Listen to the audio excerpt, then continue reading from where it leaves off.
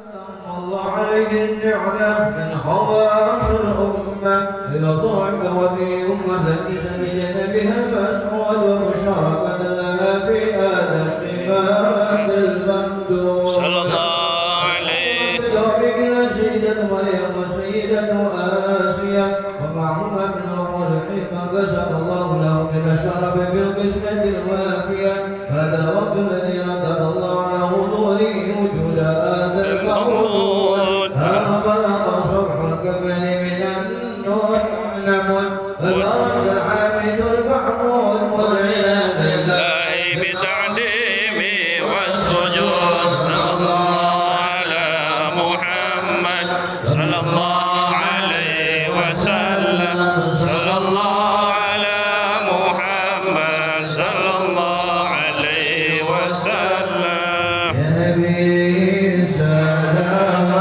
عليك يا رسول سلام عليك يا حبيب سلام عليك صلوات الله عليك صلى البدر ضيها جاء بوجود المصطفى أحمد ولأهل الكون أنس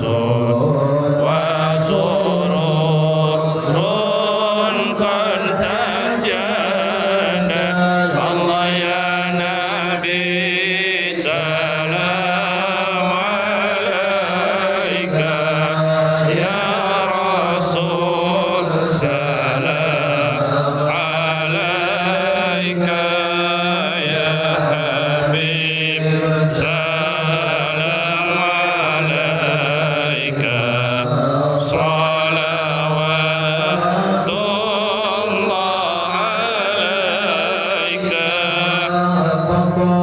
فطلبوا يا هلال المساني فحجر اليمن ضرا واستنيروا بجمالي فقفي الحسن تفرد يا نبي سلام عليك يا رسول سلام عليك يا حبيب سلام عليك صلوات الله الحمد لله رب العالمين وبه نستعين على أمور الدنيا والدين وصلى الله وسلم على سيدنا محمد وعلى آله وأصحابه أجمعين اللهم صل وسلم على سيدنا محمد الفاتح لما أغلق والخاتم لما سبق ناصر الحق بالحق والهادي إلى صراطك المستقيم وعلى آله وصحبه حق قدره ومقداره العظيم اللهم إنا نسألك علما لدني ومشرب الصافي العلي وهاب يا غني يا فتاه يا عليم يا فتاه يا عليم يا فتاه يا عليم افتح علينا وعليكم فتوح العارفين سبحانك لا علم لنا إلا ما علمتنا إنك أنت العليم الحكيم رب اشرح لي صدري ويسر لي أمري واحلل عقدة من لساني يفقهوا قولي أما بعد Hadirin kiram, para alim ulama, para jemaah, para kiai, para sepuh, para tokoh masyarakat, wabil khusus keluarga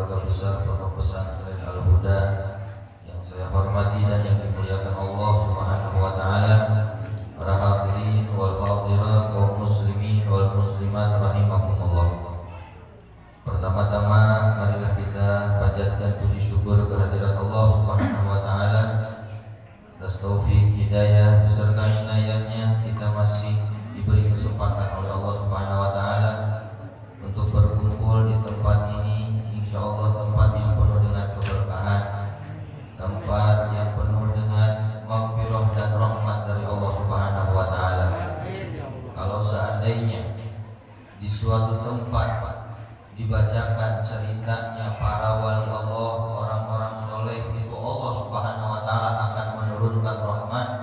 Apalagi kalau di tempat tersebut dibacakan pemimpinnya para wali-wali Allah, pemimpinnya para orang-orang soleh, yaitu ceritanya Nabi besar Muhammad Sallallahu Alaihi Wasallam. Pembacaan maulid, pembacaan tahlil sudah kita bacakan. Pembacaan maulid yang kita baca melalui kitab Simtud Duror yang dikarang oleh Al-Imam Al-Habib Ali bin Muhammad bin Husain Al-Habsyi. Di dalamnya terdapat cerita-cerita tentang baginda Nabi besar Muhammad Sallallahu Alaihi Wasallam. Di dalamnya terdapat cerita tentang kemuliaan Nabi besar Muhammad Sallallahu Alaihi Wasallam. Maka para ulama menyimpulkan, barang siapa yang ingin bahagia maka wasilahnya Nabi Muhammad. Barang siapa yang ingin mendapatkan kebahagiaan maka wasilahnya Nabi Muhammad. Barang siapa yang ingin mendapatkan kebahagiaan baik itu di dunia atau nanti di akhirat maka kuncinya yaitu Nabi besar Muhammad Sallallahu Alaihi Wasallam. Sebagaimana yang diriwayatkan, ada sebuah cerita yang mana cerita ini dialami oleh salah satu pembantunya baginda Nabi besar Muhammad Sallallahu Alaihi Wasallam yang bernama Thauban. Mungkin cerita ini sering kita dengarkan, diulang lagi atau diceritakan lagi untuk supaya hati kita tertanamkan kecintaan kita kepada Nabi besar Muhammad Sallallahu Alaihi Wasallam. Karena modal untuk supaya kita mendapatkan kebahagiaan dunia dan akhirat yaitu cinta kepada Nabi besar Muhammad Sallallahu Alaihi Wasallam. Bahkan untuk mendapatkan cinta Allah itu harus melalui cinta Nabi Muhammad. Ya, tidak bisa ada orang yang mencintai Allah tetapi tidak mencintai Nabi Muhammad. Tidak mungkin lulus cintanya. Mau nggak mau harus melewati cinta kepada Nabi besar Muhammad Sallallahu Alaihi Wasallam. Mudah-mudahan kita yang hadir di tempat ini ya, dalam rangka pembacaan Maulid Nabi besar Muhammad Sallallahu Alaihi Wasallam ini termasuk bentuk pembuktian cinta kita kepada Nabi besar Muhammad Sallallahu Alaihi Wasallam. Ini pembantunya Rasulullah Sallallahu Alaihi Wasallam yang bernama Thauban ini terkenal dengan rasa cintanya yang sangat luar biasa kepada Nabi besar Muhammad Sallallahu Alaihi Wasallam. Karena Thauban maula Rasulullah Sallallahu Alaihi Wasallam, bahwasanya sahabat yang bernama Thauban merupakan maula. Maula itu pembantunya Rasulullah Sallallahu Alaihi Wasallam, syadidul hubbi lahu walil sabri anhu, yang mana Thauban ini sangat mencintai Rasulullah dan tidak bisa menahan atas kecintaannya kepada Rasulullah Sallallahu Alaihi Wasallam. Walil sabri, tidak bisa sabar menahan cintanya kepada Rasulullah. Itu yang dimaksud dengan walil sabri. Fa'atahu data yaumin, maka Rasulullah mendatangi Sayyidina Thauban pada suatu hari. Wa qad taghayyara launuhu wa nahula jismuh. Ketika Rasulullah mendatangi Sayyidina Thauban, posisi atau keadaan Sayyidina Thauban ini telah berubah. Warna mukanya itu sudah berubah. Wa nahula jismuhu, dan badannya menjadi kurus. Badannya kurus, kemudian mukanya pucat. Yu'rafu fi wajhihi al-hazan. Terlihat di wajahnya itu wajah yang sedih. Wajah yang sedih. Faqala lahu Nabi sallallahu alaihi wasallam, maka Nabi sallallahu alaihi wasallam berkata kepada Sayyidina Thauban ketika melihat kondisinya seperti itu, badannya kurus, mukanya pucat, kayak orang yang sedang banyak masalah, kayak orang yang sedang sedih. Ditanya sama Rasulullah Sallallahu Alaihi Wasallam, ma ghayyara launuka, kenapa kau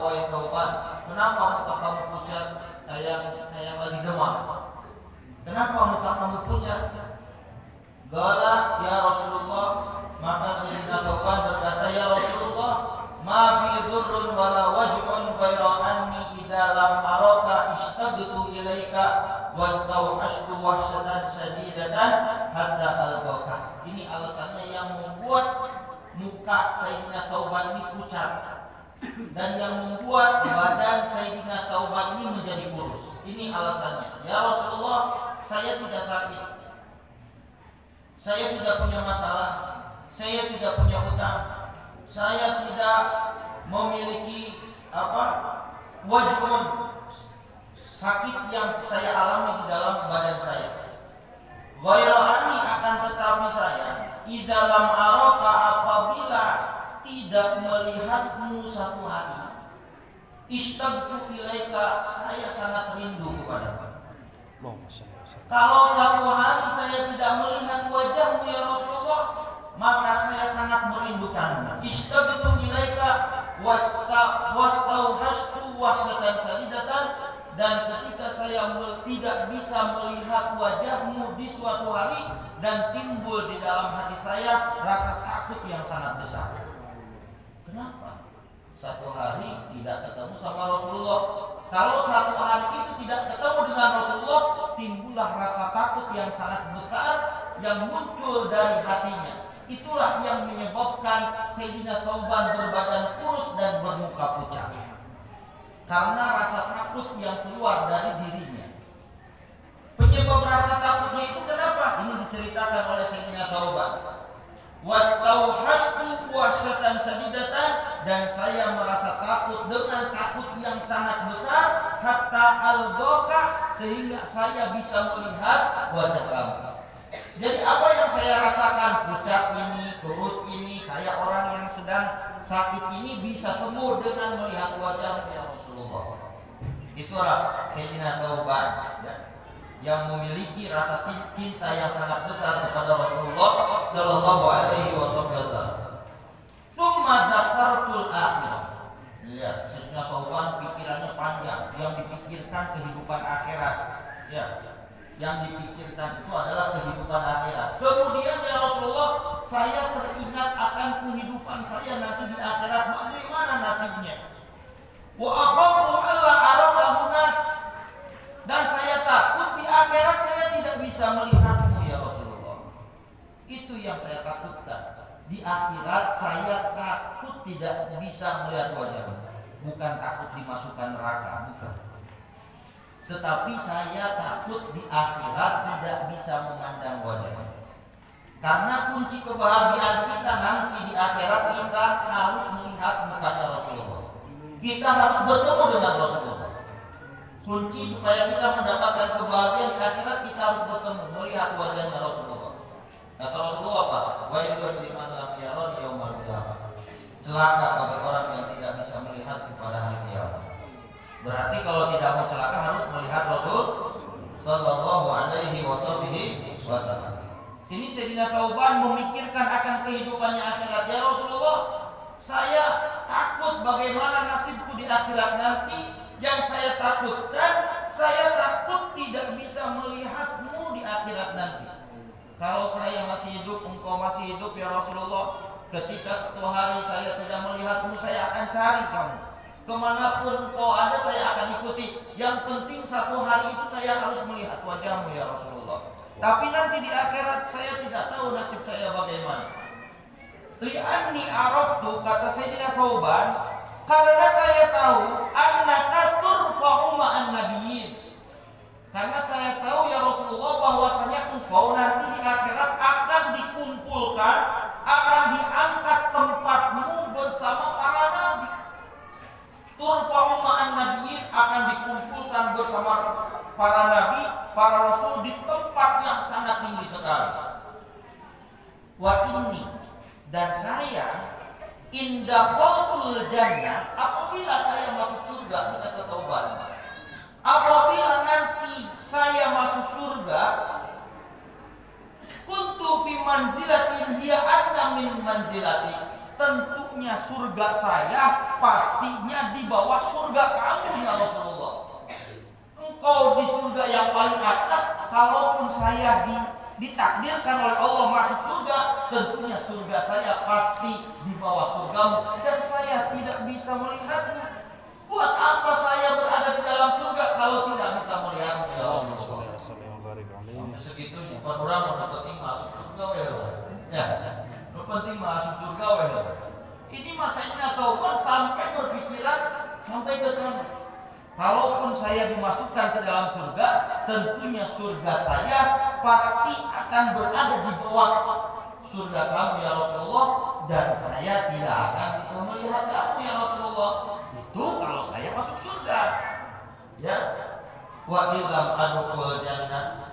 Kalau seandainya nasib saya tidak ditakdirkan masuk ke dalam surga, lam aroka abada, maka selama-lamanya saya tidak akan bisa melihatmu. Itulah rasa takut yang selalu timbul di dalam jiwa saya, yang membuat badan saya menjadi kurus dan muka saya kelihatan kecil.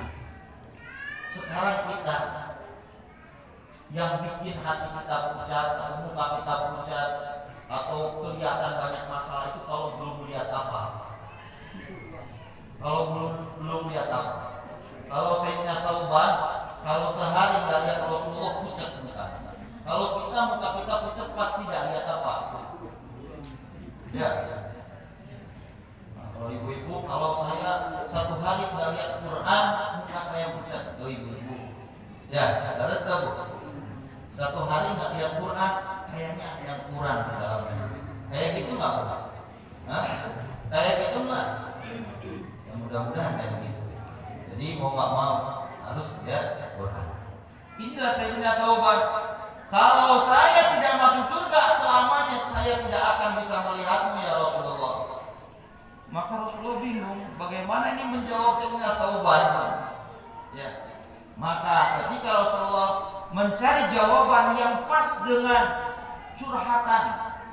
curahan hatinya Sayyidina Thauban sedang memikirkan, maka Allah Subhanahu wa taala memerintahkan malaikat Jibril untuk menurunkan wahyu firman Allah Subhanahu wa taala yang sering kita dengar, apa? Wa may yuti'illaha wa rasulah fa ulaika ma'al ladzina an'ama Allahu 'alaihim minan nabiyyina wasiddiqina wasyuhada'i wassalihin wa hasuna ulaika rafiqa. Ayat ini yang menjadi asbabun nuzulnya yaitu Sayyidina Thauban. Sayyidina Thauban ketika curhat kepada Rasulullah, jawaban yang diberikan oleh Rasulullah itu merupakan firman Allah Subhanahu wa taala. Apa firman Allah?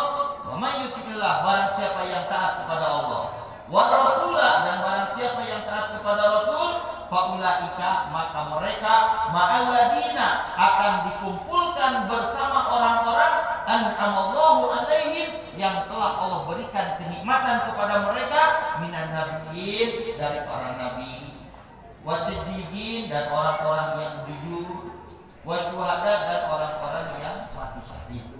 Jadi orang yang taat kepada Allah dan taat kepada Rasulullah nanti di akhirat akan dikumpulkan bersama Nabi. Jadi engkau wahai Thauban, jangan khawatir. Selagi engkau menyimpan rasa cintamu kepada diriku, kata Rasulullah, selagi kecintaan engkau kepada Rasulullah berada di dalam hati kamu dan kamu mati dalam keadaan iman kepada Allah, engkau akan dikumpulkan bersama Rasulullah Sallallahu Alaihi Wasallam. Sesuai dengan hadis yang lain, Rasulullah Sallallahu Alaihi Wasallam bersabda, "Anta ma'aman ahbabta," engkau akan dikumpulkan bersama orang-orang yang engkau cintai. Kalau kalian atau kita mencintai Rasulullah dengan pembuktian, kalau ditanya kamu cinta sama Rasulullah enggak, pasti jawabannya iya. Bukan hanya iya jawabannya, tetapi jawabannya perlu pembuktian. Bukti kita cinta kepada Rasulullah itu apa? Sholawat apa sudah kita istiqomahkan setiap hari kepada Rasulullah? Sunnah-sunnah Rasulullah apakah sudah kita istiqomahkan? Atau anjuran akhlaknya Rasulullah apakah sudah kita terapkan di dalam kehidupan kita? Apakah sudah kita ajarkan kepada anak-anak kita?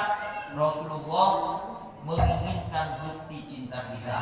Kalau kita mencintai Rasulullah dengan pembuktiannya, di akhirat nanti akan dikumpulkan bersama baginda Nabi besar Muhammad sallallahu alaihi wasallam. Mudah-mudahan pembacaan kitab Simtud Duror ini, Maulid Nabi sallallahu alaihi wasallam ini akan menjadi wasilah, akan menjadi penyebab tersampaikannya cita-cita kita, terkabulnya hajat-hajat kita, dan di akhirat nanti kita dikumpulkan bersama Nabi besar Muhammad sallallahu alaihi wasallam. Amin ya Allah.